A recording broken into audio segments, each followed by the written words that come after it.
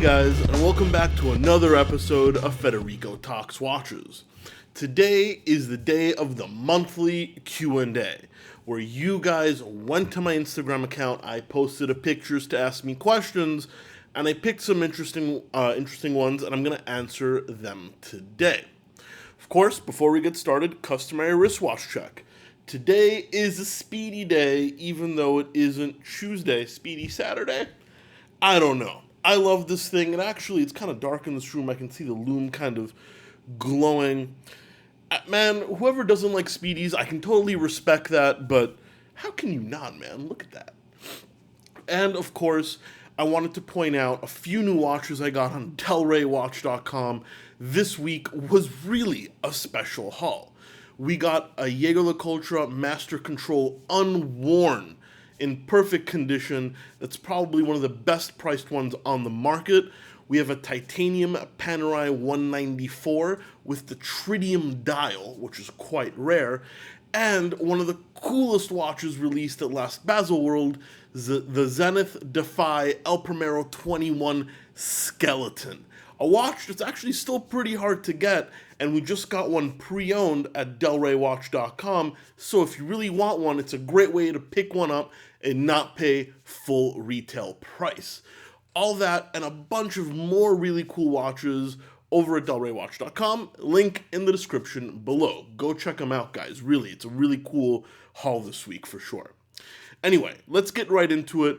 As I said, it's the monthly Q&A. Once a month, I post a picture that says Q&A on my Instagram account.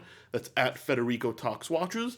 And people go over and they ask a question, personal or watch-related, and I pick some interesting ones and I answer them. So if you guys see me looking right over here, I'm just reading the questions off my computer. I'm not trying to be rude. The first question is from Ole Eriksson. Cartier Santos or Cartier Tank, and why? Kind regards from Sweden.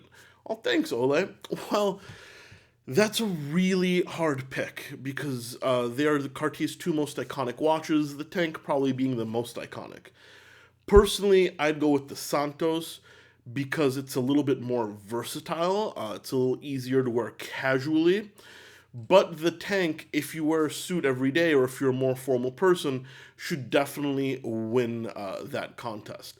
It's a really hard choice. They're both made very well. They're both design icons. They're both really classic watches. It's just, do you want something slightly more formal with the Tank or something a little bit more well-rounded and casual with the Santos? For me, it's Santos, particularly the Galbay or the Santos 100, but a nice Tank always looks great too. So it's really that one is personal preference, but I'm a Santos guy. A Temporal 1010. Hey Fed, what's your favorite food? Well, if you guys haven't realized, I'm a big fan of food. What's my favorite food? Man, I like everything. I mean, a nice home-cooked pasta made by my mother or, my late grandmother back in the day, definitely up there. I also love ethnic food. I love Indian. I'm also actually, if I had to pick one, a nice steak. Going to a Wolfgang's, getting a couple of martinis, then a ribeye with some cream of spinach and some cottage potatoes. That is like the perfect evening to me. Martini and a medium rare or even rare steak. Nothing better, I think. BM Duncan 95. What's the toughest, most rugged luxury chronograph? Well, Mr. Duncan, whenever somebody asks me that, I'm sure the right answer is always going to slip my mind just because that you get put on the spot. But I say it right off the top of my head for an automatic chronograph. I think it's pretty hard to beat a Breitling Chronomat. It's got the rugged B01 column wheel movement with the long power reserve. It's 500 meter water resistant, screw down pushers. It's just a tough ass watch. Now, of course, some people are going to argue Zen, and they make a very tough chronograph as well. There's some great quartz variants.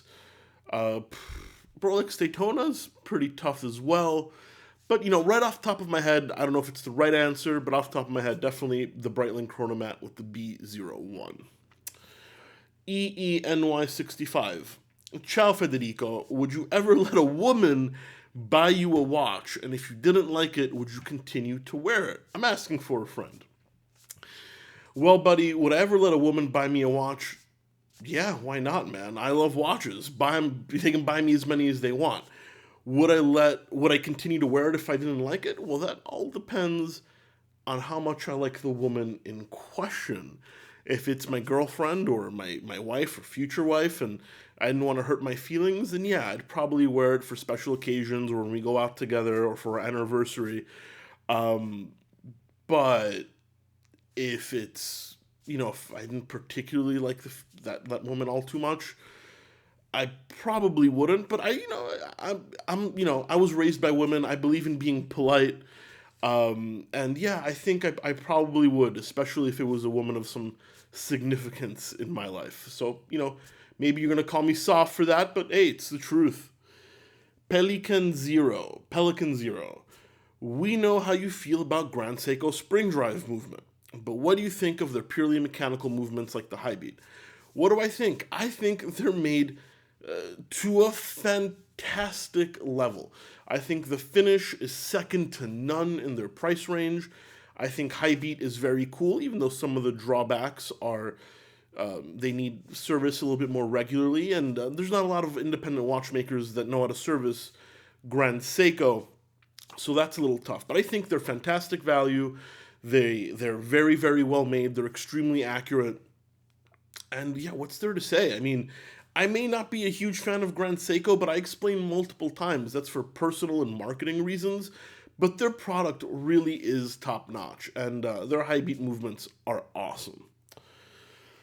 RF GUI Fed, what is your take on the Zenith Defy 21, including its super high-speed chrono? Well, guys, as I said in the beginning of this video, I have one for sale, so I thought this was a great question. What do I think? Well, it's one of the coolest watches to be released at last year's Basel World. I mean, it's a fully skeletonized El Primero that's got two different balances for the timekeeping and the chronograph. So you actually have to wind it clockwise for the chronograph and counterclockwise for the timekeeping. And that's great because it's ultra accurate, because the chronograph sucks torque from the timekeeping, and this ensures two separate balances that, of course, the timekeeping is very accurate.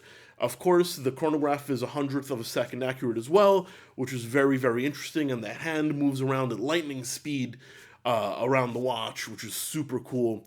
And of course, the balance wheel is made out of silicone for the timekeeping component, which is very anti-magnetic. I think it's a groundbreaking watch.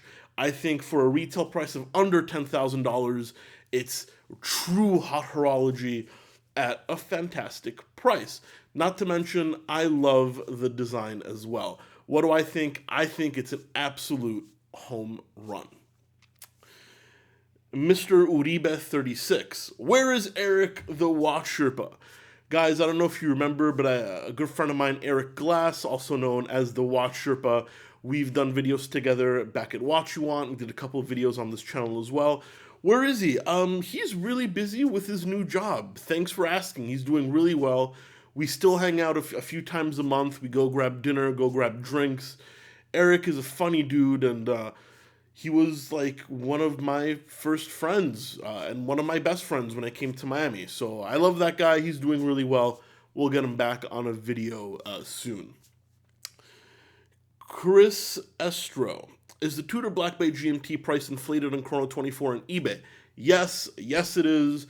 I'm not going to get too much into this because I'm making a video about it separately.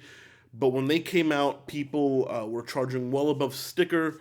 And yes, it's a fantastic watch. I'm not saying the quality's bad, but they made a lot more than they did the Rolex Pepsi GMT. So yeah, they were hard to get for the first 3-4 months, but now, I mean, maybe you can't walk in and get one, but go to your AD. They should be able to get you one in a couple of weeks. The prices are absolutely inflated. Fantastic watch. The demand is there, but not quite massive, and the supply is definitely available. So I would not pay a premium. And last, from Lobster Bags. I don't know if this is my friend from Facebook, Laurie, but he has a very similar nickname. So if it is you, Laurie, thank you so much for participating. Fed, is it possible to fall out of love with watches? You know what, buddy? I think it is. It's happened to me multiple times. Um, that's a very personal question. I mean, I don't know what you guys, but you have to understand, I live and breathe watches 24 hours a day. I have a watch YouTube channel. Watches are how I make my living. It's been my entire career. And sometimes I get frustrated and sometimes I get down, just like everybody else. And there have been periods of my life, uh, for some actually pretty extended. Some of them, up to 2 3 months, where I didn't read Hodinkee, I didn't watch YouTube, I didn't wear a watch, I just didn't care. Watches are a great source of joy for me. I love them, they're my life, but them being my life also makes them emotionally difficult sometimes. I know that sounds ridiculous, but yeah, I've definitely fallen out of love with watches, particularly, during hard periods of my life where, maybe business isn't going so well, or I'm stressed out about something, and I just, I talk watches 18 hours a day, and sometimes I just don't want to anymore. It's never permanent. I always come back around, but yeah, it's definitely possible. Anyway, guys, that's it for today. Thank you so much for participating in the Q&A. Go follow me on Instagram. That's at Federico Talks Watches and at Delray Watch Supply, so you can participate in next month's Q&A. Also, please don't forget to give this video a thumbs up if you enjoyed it. It really does help. And of course, I'll catch you in the next one. Take care.